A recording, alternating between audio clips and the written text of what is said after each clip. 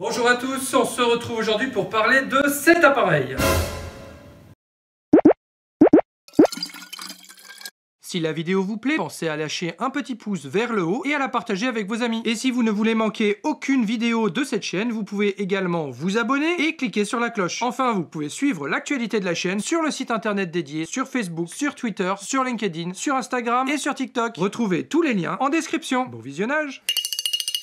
Alors, il s'agit d'un humidimètre, qui fonctionne par dessiccation à chaud. Je précise tout ça puisqu'en fait, il y a différentes façons de mesurer la quantité d'eau présente dans un solide. D'une manière générale, on va appeler ça de l'humidimétrie, mais en fait, on a différents dispositifs qui permettent de le faire. On peut le faire par exemple par mesure de la conductivité électrique. Ce n'est pas ce que nous allons faire aujourd'hui. Aujourd'hui, en fait, on va le faire par dessiccation.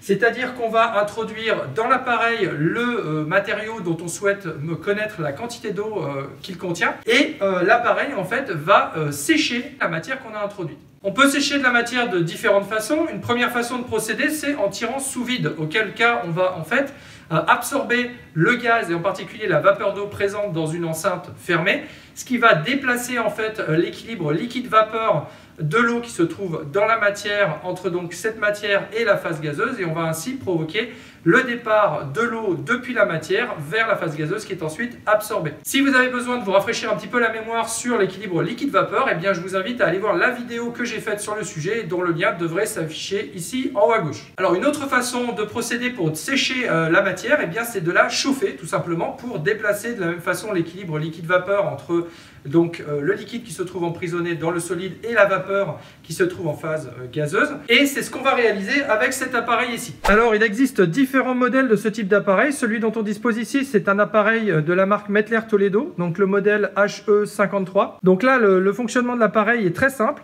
Vous voyez qu'on a un affichage électronique ici, avec un bouton donc on-off, un bouton menu dont on ne va pas vraiment se servir aujourd'hui, le choix de l'affichage soit en pourcentage de la masse totale qu'on avait initialement, je vous expliquerai un petit peu plus en détail à quoi ça correspond tout à l'heure, soit en masse absolue. Et de l'autre côté, on va trouver donc le réglage de la température, le réglage du temps de mesure éventuellement, ça va dépendre en fait de la technique qu'on utilise pour réaliser la mesure, et puis ici la possibilité d'imprimer. Au niveau de l'affichage, vous allez avoir ici la température cible à laquelle l'appareil va amener la matière pour la sécher. Ici, la masse totale présente dans l'appareil, enfin par rapport à la tare qu'on a fixée au début. Alors justement, on a ici le bouton qui permet de tarer une fois qu'on a introduit la capsule vide. Et là, le bouton qui permet de lancer la procédure de mesure et éventuellement de l'arrêter. Alors, au niveau de l'intérieur de l'appareil, vous voyez qu'on a un capot. D'ailleurs, vous faites bien attention à ce symbole ici qui veut dire que le capot sera chaud pendant la mesure et probablement après la mesure également. Vous avez une grille au travers de laquelle la vapeur d'eau est censée s'échapper. Vous pouvez ensuite ouvrir le capot de l'appareil et vous allez trouver donc ici un élément chauffant qui est un élément halogène qui fait tout le tour du capot.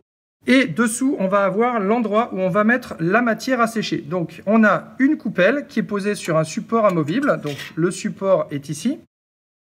Donc, cette coupelle, ici, elle est en aluminium.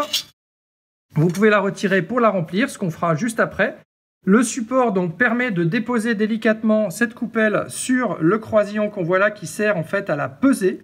Ce croisillon lui-même est amovible de façon à permettre notamment le nettoyage de l'appareil, c'est-à-dire que vous pouvez retirer tous les éléments, nettoyer le plateau. Donc là, j'ai nettoyé le plateau juste avant, donc on ne va pas le refaire. Ici, vous pouvez replacer le croisillon. Et enfin, vous pouvez remettre la coupelle donc dans son support, ici. Et remettre le support sur la balance, donc à l'endroit prévu à cet effet. Voilà, donc quand on fera la mesure tout à l'heure, on va refermer ensuite le capot et lancer la mesure. Donc le solide qu'on va utiliser aujourd'hui pour la démonstration, c'est du sulfate de sodium. C'est le solide que vous voyez ici dans le bécher, qui est un solide qui a été synthétisé par les élèves du lycée. Voilà, et qui a priori n'est pas sec, donc on va pouvoir mesurer la quantité d'eau qu'il contient. Alors il faut savoir que l'humidimétrie pratiquée sous cette forme, en fait, est une technique qui est assez incertaine dans le sens où, dans le cas où vous travailleriez avec des éléments, des matériaux que vous ne connaissez pas, mais vous avez rarement la garantie d'avoir fait exactement ce que vous pensiez avoir fait. J'explique un petit peu. C'est-à-dire que là, en fait, on fait l'hypothèse que la partie donc, qui peut partir sous forme de vapeur va en fait correspondre à de l'eau. Mais selon la façon dont vous avez préparé votre matériau et selon sa constitution, eh bien, il est tout à fait possible qu'en fait le chauffage que vous appliquez au matériau provoque en fait le départ de molécules qui ne sont pas de l'eau.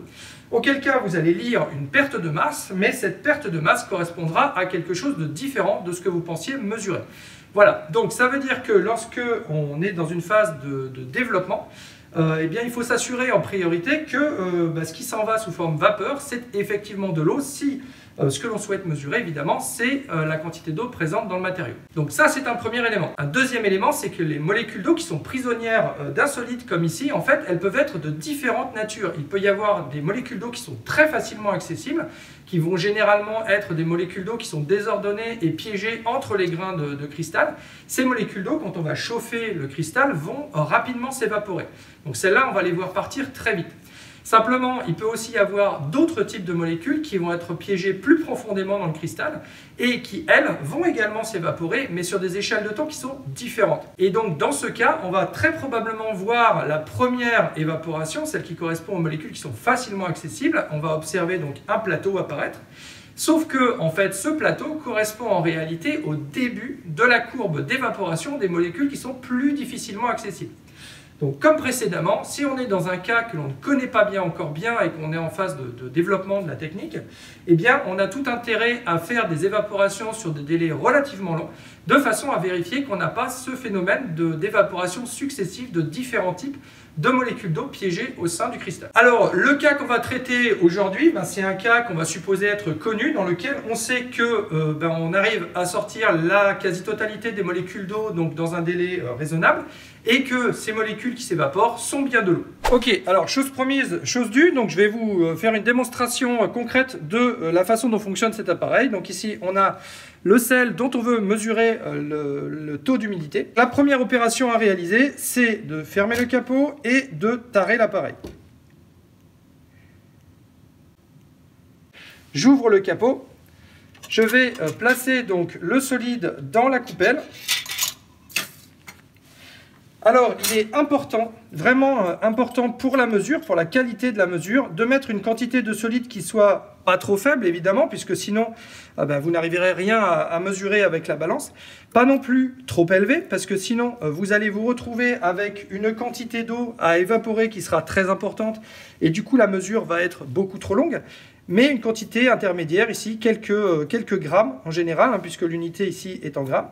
Et l'autre élément important, c'est que ce dépôt doit être fait de façon relativement homogène sur la capsule, déjà pour respecter la balance, l'équilibre sur la balance d'une part, et surtout, pour augmenter au maximum la taille de l'interface entre la phase solide et la phase vapeur. De cette façon, on va s'assurer qu'on va minimiser en fait la quantité d'eau qui va rester piégée dans les grains de solide. On va augmenter en fait la surface disponible, donc les possibilités d'équilibration entre le solide et la phase vapeur, ici. Voilà.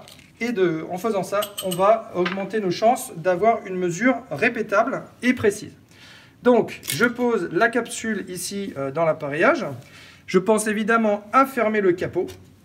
Et maintenant, on va pouvoir lancer donc la mesure en appuyant sur le bouton Start.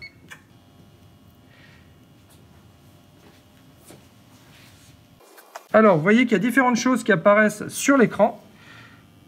Donc, vous avez notamment le pourcentage ici qui est en train d'augmenter. Donc, ce pourcentage correspond au pourcentage de la masse initiale qui correspond a priori à de l'eau qui est en train de s'évaporer. En haut à droite, vous avez la température effective dans l'enceinte. Je vous rappelle qu'on avait fixé une température cible à 160 degrés Celsius. Et puis, à gauche, vous avez une petite courbe qui est en train de se tracer, qui représente en fait la vitesse à laquelle le pourcentage évolue dans le temps. Alors, dans ce que je vous ai dit tout à l'heure, je vous ai dit que c'était une manip pour laquelle on n'avait pas de certitude absolue sur le résultat obtenu. Alors en fait, le truc, c'est qu'on ne sait pas combien il y a d'eau dans le matériau. Donc on va devoir à un moment décider que la manip est terminée, autrement dit que toute l'eau s'est évaporée.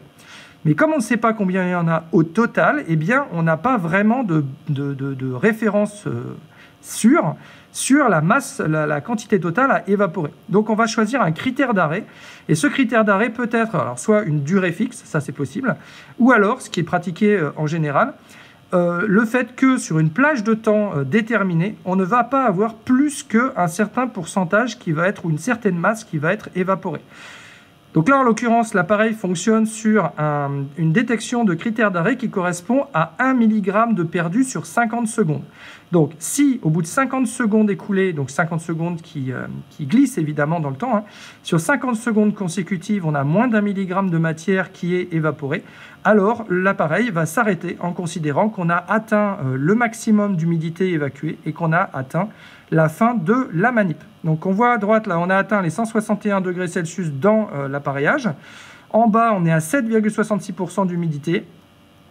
On a une mesure qui a duré jusqu'à présent 2 minutes. Et voilà, c'est terminé. Donc vous voyez que c'est quelque chose qui est relativement rapide. Alors ce n'est pas le cas sur tous les appareils, hein. Certains appareils sont un petit peu plus lents.